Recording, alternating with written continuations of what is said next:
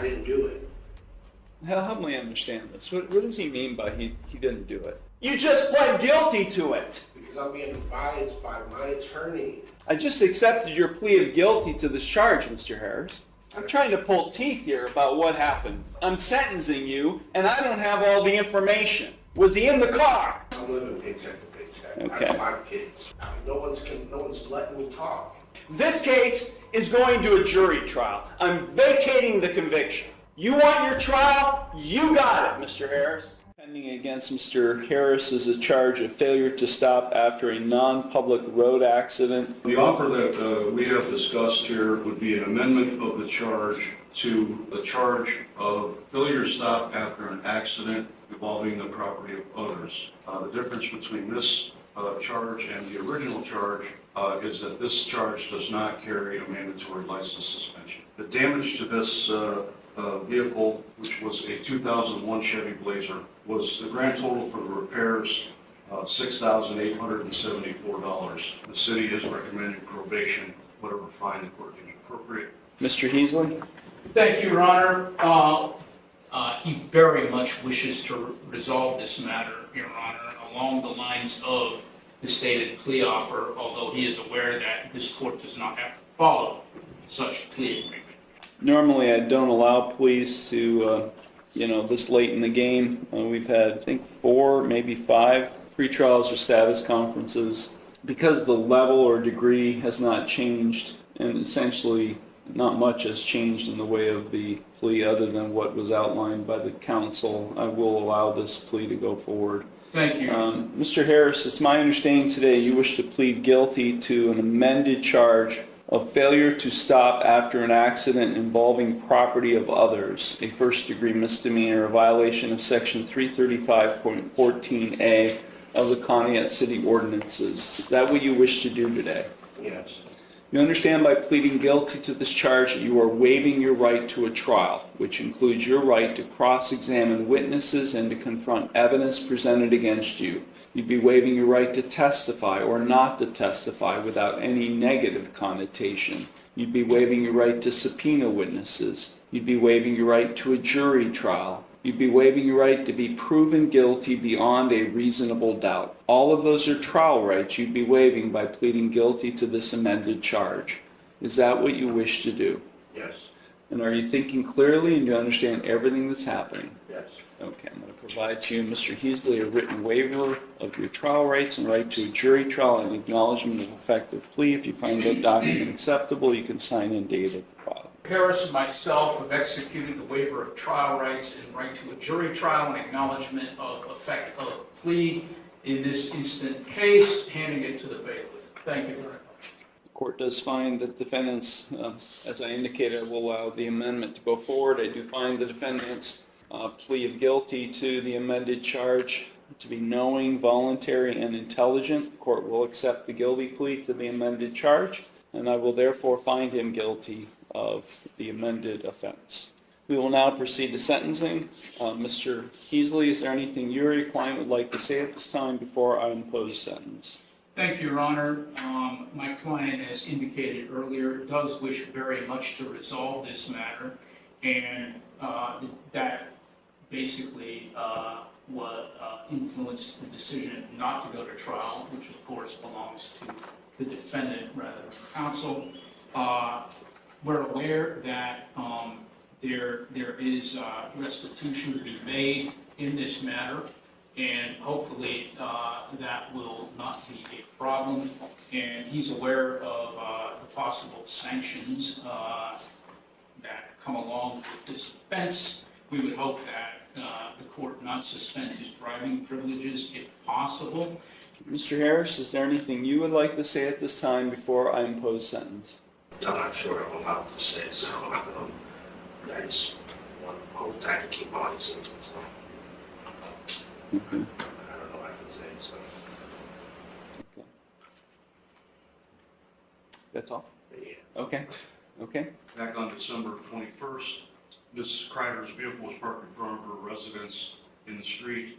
It was struck by another vehicle. Officers investigated the matter, determined that the vehicle belonged to Mr. Harris, And at that point in time, they found pieces of the vehicle that were there, including a piece of a Cadillac grill ornament, and they matched it to the front of Mr. Harris's vehicle, and it fit. A piece of the Cadillac grill ornament fit perfectly, so that's how it was determined that Mr.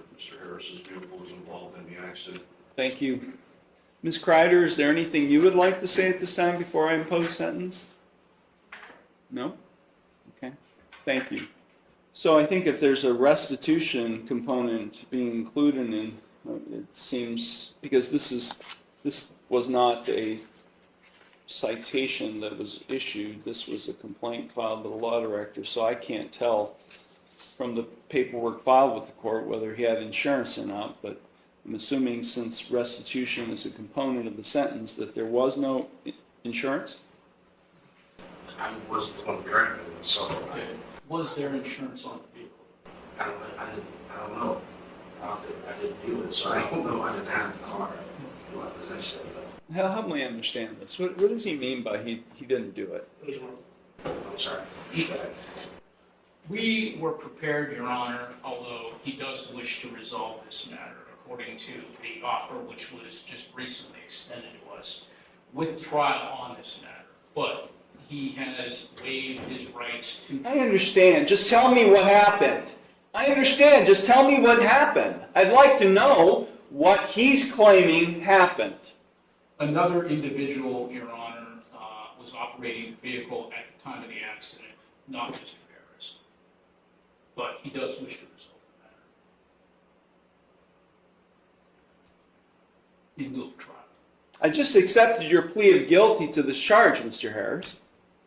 I'm now in the sentencing stage. Okay, I understand, but I'm being advised by my lawyer, so I'm not, as I said, I don't know what I'm allowed to say and not allowed to say. I'm trying to be respectful. The judge wanted to know regarding insurance on the vehicle. Cadillac Escalade. I get that.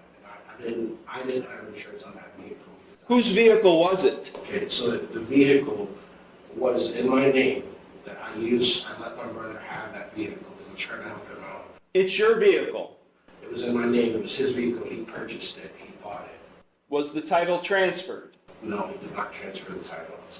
I'll have to continue to talk briefly. You can talk to your attorney. I'm trying to pull teeth here about what happened. I mean, I'm sentencing you, and I don't have all the information. Okay? Was he in the car? I feel like I'm cross-examining him. Was he in the car at the time? No, sir. Okay. So, here's what I'm getting at, Mr. Heasley, specifically for you. If he pleads to a charge where he's operating a vehicle in an accident, and he's not able to provide proof of insurance on the vehicle he was driving, what happens? It's a non-compliance suspension with the Bureau of Motor Vehicles. Right? I mean, I know this amendment was all about trying to avoid a license suspension, but if he pleads guilty to operation, and he's not able to provide proof of insurance, then